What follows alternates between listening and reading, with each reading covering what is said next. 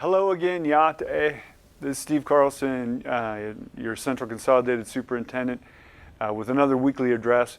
For this weekly address, I'd like to talk about a four-letter word, and that four-letter word is actually a four-letter acronym, and it is ELTP.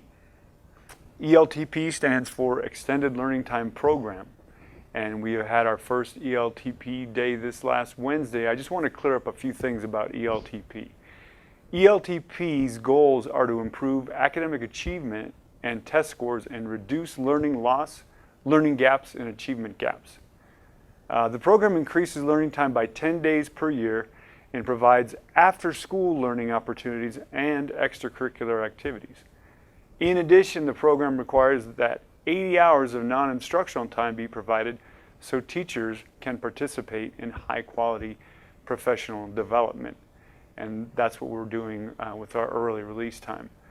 ELTP must be school-wide, so all students need to participate.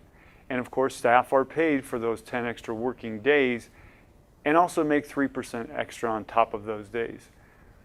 ELTP, whether during school or after school, is a great way to offer learning activities to students that they normally wouldn't get.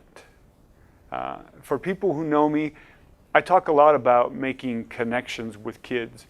We want to do what we can in our schools to bring kids in, to make them want to be there. And these ELTP days provide opportunities to do that we normally don't have.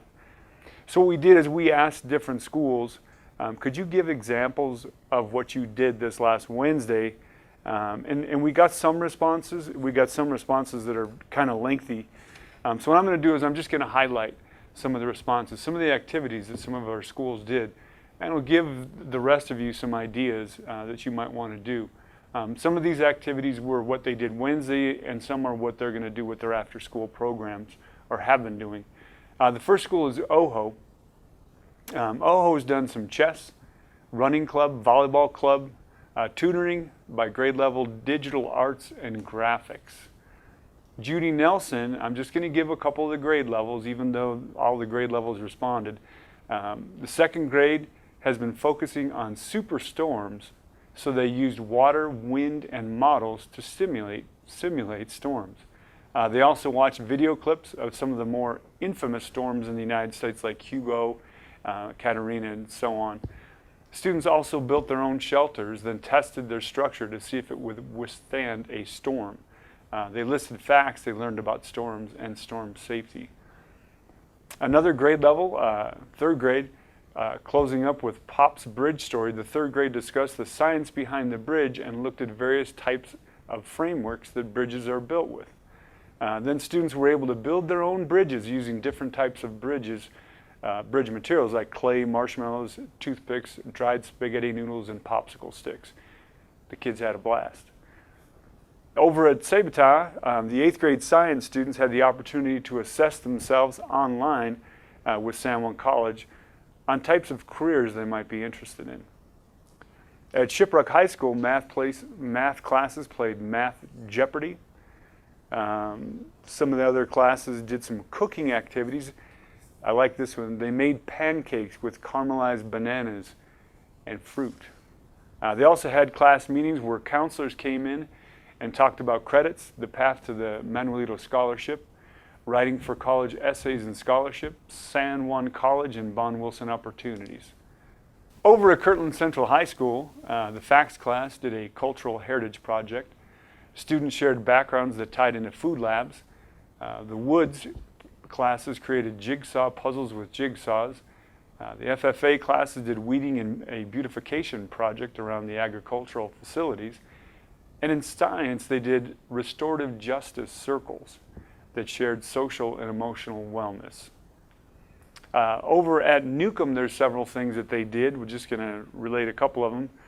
In ELA, they worked on poster projects to reinforce English Language Arts Standard RL1, which is citing evidence from the text. They also played Kahoot review game on the Promethean board, and students worked on their IXL diagnostic questions.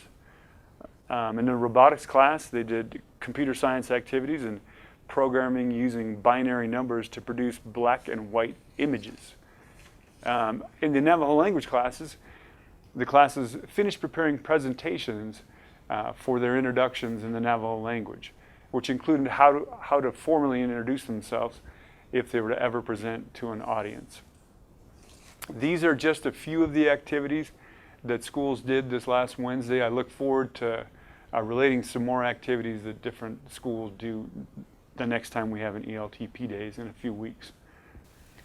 I just want to close by saying happy Labor Day to everybody and happy 3-day weekend. This morning I took a little tour around central office and just said, hello to everybody and happy weekend. There's a lot of folks that are pretty excited about a 3-day weekend, and I know many of you are also. I also want you to remember that we do have students who may not be as excited about their 3-day weekend. And part of that is because our schools provide environments, our staff provide environments where students feel welcome and they really want to be. And so I just want to thank you for doing that to our students. Thank you for making those connections and making our students want to be in our buildings at CCSD.